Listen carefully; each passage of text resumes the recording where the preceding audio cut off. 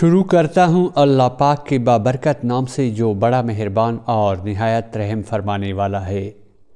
حضرت اویس کرنی رضی اللہ تعالی عنہ حضور نبی صلی اللہ علیہ وآلہ وسلم کی زیارت نہیں کر سکے، لیکن دل میں حسرت بہت تھی کہ حضور کا دیدار کر لوں۔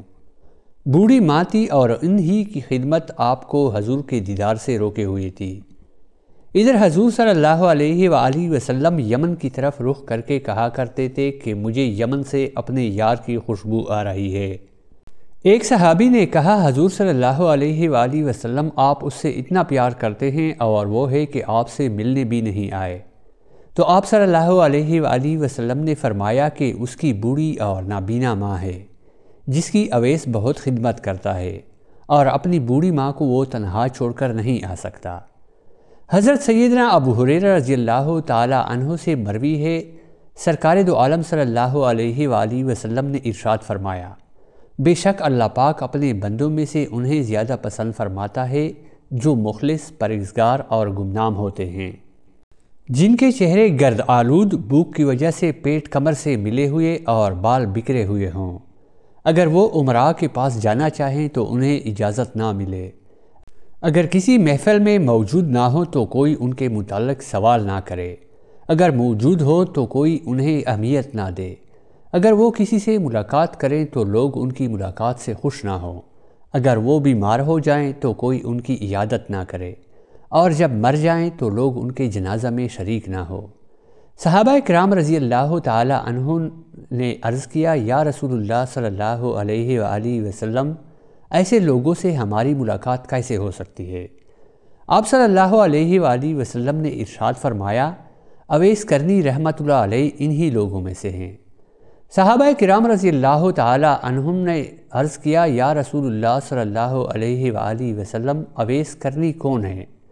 آپ صلی اللہ علیہ وآلہ وسلم نے ارشاد فرمایا، اس کا قد درمیانہ، سینہ چوڑا، رنگ شدید گندمی، داڑھی سینے تک پھیلی ہوئی، اس کی نگاہیں جھکی جھکی، اپنے سیدھے ہاتھ کو الٹے ہاتھ پر رکھ کر قرآن پاک کی تلاوت کرتا ہے، زار و قطار رونے والا ہے، اس کے پاس دو چادریں ہیں، ایک بچھانے کے لیے اور ایک اوڑھنے کے لیے۔ آپ صلی اللہ علیہ وآلہ وسلم نے حضرت عمر رضی اللہ تعالی عنہ اور حضرت علی رضی اللہ تعالی عنہ سے مخاطب ہوتے ہوئے فرمایا کہ تمہارے دور میں ایک شخص آئے گا جس کا نام ہوگا اویس بن عامر، قد ہوگا درمیانہ، رنگ ہوگا کالا، اور جسم پر ایک سفید داغ ہوگا۔ جب وہ آئے تو تم دونوں اس سے دعا کرانا، کیونکہ اویس نے ماں کی ایسی خدمت کی ہے، جب بھی وہ دعا کے لیے ہاتھ اٹھاتا ہے تو اللہ اس کی دعا کبھی رد نہیں کرتا۔ حضرت عمر رضی اللہ تعالی عنہ 10 سال خلیفہ رہے اور ہر سال حج کرتے، ہر سال حضرت اویس کرنی کو تلاش کرتے، لیکن انہیں اویس نہ ملتے۔ ایک دفعہ حضرت عمر رضی اللہ تعالی عنہ نے سارے حاجیوں کو میدان عرفات میں اکٹھا کر لیا اور کہا کہ تمام حاجی کھڑے ہوں، پھر کہا کہ سب بیٹھ جاؤ، صرف یمن والے کھڑے رہو، تو سب بیٹھ گئے اور صرف یمن والے کھڑے رہے۔ پھر کہا کہ یمن والے سارے بیٹھ جاؤ، صرف قبیلہ مراد کھڑا رہے۔ پھر کہا مراد والے سب بیٹھ جاؤ، صرف کرن والے کھڑے رہو، تو صرف ایک آدمی بچا، اور حضرت عمر رضی اللہ تعالی عنہ نے کہا کہ تم کرنی ہو؟ تو اس شخص نے کہا ہاں میں کرنی ہوں۔ تو حضرت عمر رضی اللہ تعالی عنہ نے کہا کہ اویس کو جانتے ہو؟ تو اس شخص نے کہا ہاں جانتا ہوں، وہ تو میرے سگے بھائی کا بیٹا ہے۔ آپ نے پوچھا کہ اویس ہے کدھر؟ تو اس شخص نے کہا کہ وہ عرفات گیا ہے اونٹ چرانے۔ آپ نے حضرت علی رضی اللہ تعالی عنہ کو ساتھ لیا اور عرفات کی طرف دوڑ لگائی۔ جب وہاں پہنچے تو دیکھا کہ اویس کرنی درخت کے نیچے نماز پڑھ رہے ہیں اور اونٹ چاروں طرف چر رہے ہیں۔ آپ دونوں آ کر بیٹھ گئے اور حضرت اویس کرنی کی نماز ختم ہونے کا انتظار کرنے لگے۔ جب حضرت اویس نے سلام پھیرا تو حضرت عمر رضی اللہ تعالی عنہ نے پوچھا کون ہو بھائی؟ تو حضرت اویس کرنی نے کہا میں اللہ کا بندہ۔ تو حضرت عمر رضی اللہ تعالی عنہ نے کہا کہ سارے ہی اللہ کے بندے ہیں، لیکن تمہارا نام کیا ہے؟ تو حضرت اویس نے کہا کہ آپ کون ہیں؟ حضرت علی رضی اللہ تعالی عنہ نے کہا کہ یہ امیر المؤمنین عمر بن خطاب ہیں اور میں علی بن ابی طالب ہوں۔ حضرت اویس کا یہ سننا تھا کہ وہ تر تر کانپنے لگے اور کہا کہ جی میں معافی چاہتا ہوں، میں نے آپ کو پہچانا نہیں تھا، میں تو پہلی دفعہ حج پر آیا ہوں۔ حضرت عمر رضی اللہ تعالی عنہ نے کہا کہ تم اویس ہو؟ تو انہوں نے کہا ہاں میں ہی اویس ہوں۔ حضرت عمر رضی اللہ تعالی عنہ نے کہا کہ ہمارے لیے دعا کرے۔ وہ رونے لگے اور کہا کہ میں دعا کروں؟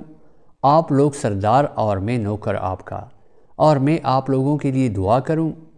تو حضرت عمر رضی اللہ تعالی عنہ نے کہا کہ ہاں، اللہ کے نبی کا حکم تھا کہ اویس جب بھی آئے تو اس سے دعا کروانا۔ پھر حضرت اویس کرنی نے دونوں کے لیے دعا کی۔ آپ صلی اللہ علیہ وآلہ وسلم نے فرمایا کہ جب لوگ جنت میں جا رہے ہوں گے تو حضرت اویس کرنی بھی چلیں گے۔ اس وقت اللہ تعالیٰ فرمائیں گے کہ باقیوں کو جانے دو اور اویس کو روک لو۔ اس وقت حضرت اویس کرنی رحمۃ اللہ علیہ پریشان ہو جائیں گے اور کہیں گے کہ اے خدا، مجھے دروازے پر کیوں روک لیا گیا؟ تو اللہ تعالیٰ فرمائیں گے کہ پیچھے دیکھو۔ جب پیچھے دیکھیں گے تو پیچھے کروڑوں اربوں کی تعداد میں جہنمی کھڑے ہوں گے۔ تو اس وقت خدا فرمائیں گے کہ اویس، تیری ایک نیکی نے مجھے بہت خوش کیا ہے، اور وہ ہے ماں کی خدمت۔ تو انگلی کا اشارہ کر، جدھر جدھر تیری انگلی پھرتی جائے گی میں تیرے طفیل ان کو جنت میں داخل کرتا جاؤں گا۔ اللہ پاک ہم سب کو ماں باپ کی خدمت کرنے کی توفیق عطا فرمائے، آمین ثم آمین۔ پیارے دوستو، اگر آپ کو یہ ویڈیو اچھی لگی ہو تو برائے مہربانی ویڈیو کو لائک اور چینل کو سبسکرائب کیجیے۔ آپ سب کا بہت بہت شکریہ۔